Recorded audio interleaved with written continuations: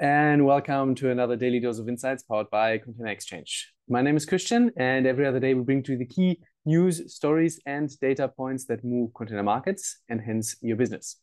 Reporting live from Dubai today, both my co-founder and I are on our way to the Shanghai Intermodal, which happens next week. So if you're around, please do give me a shout, and we'd be happy to catch up. Our stand is at C90.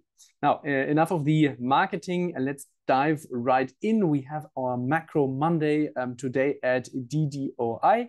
And let me just quickly share my screen here so that you can follow more easily. First off, today, very early morning, CET inflation figures in China came in, and they came in lower than expected with roughly a 0% year-on-year change. Versus a 0.2% consensus forecast, so 0.2% year-on-year inflation forecast.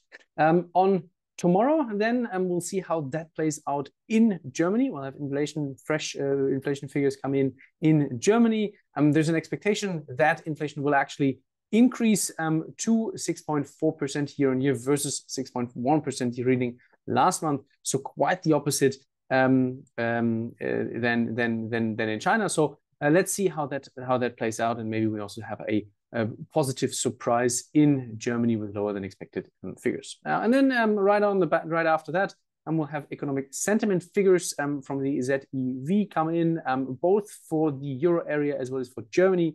Economic sentiment expected to decrease, so essentially the economy expected to cool down a little bit, and again that would have a more cooling effect on inflation. Let's see how it plays out. On Wednesday then, and you see it's inflation week here at DDOI, we'll have the same in the US, where a decrease is expected from 4% to 3.1%. Again, always year-on-year figures versus the last month's reading. That, of course, would confirm or support the narrative that there is an end of interest rate hikes in sight.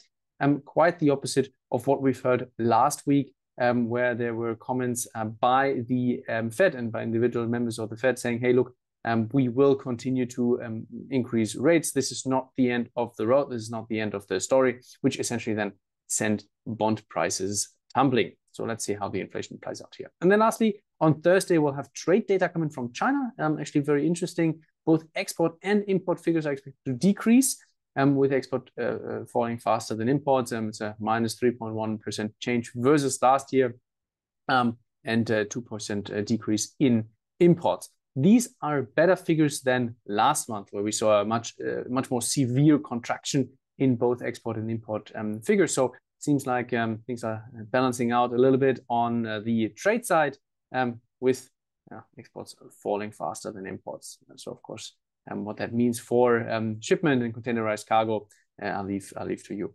And then lastly, a little bit unusual for Macro Monday, two things I read in the press, but they were so interesting that I thought I'd share them straight away.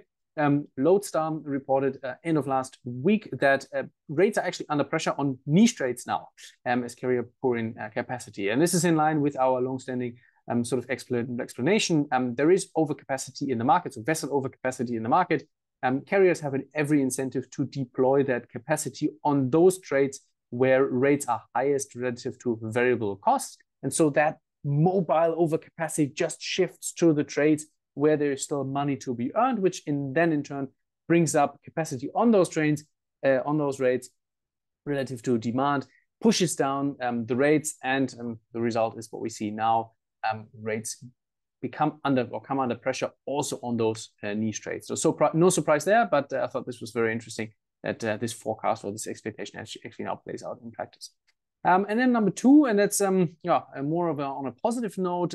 Read some comments from ONE's chairman, Mr. Nixon, last week about his expectations on trade growth, and saying, hey, this focus on resilience of supply chain and China plus one strategy and moving sourcing away from China a little bit is actually positive for ocean freight. It's positive for containerized growth because it increases complexity of the supply chains in some sense. Yes, more resilience, but also more complexity because you have more point-to-point connections, not just the big east-west trades in simple terms.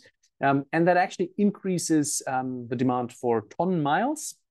So you do need more vessel capacity, more container capacity, container unit capacity, in order to move those cargoes going forward. So this is actually good. This is healthy for the demand side and will help out balance the supply demand side on containers on container trades. So one a little bit negative news and one positive in terms of industry balance. Cool. That's it from me for today. Thanks a lot for tuning in. See you all on Wednesday.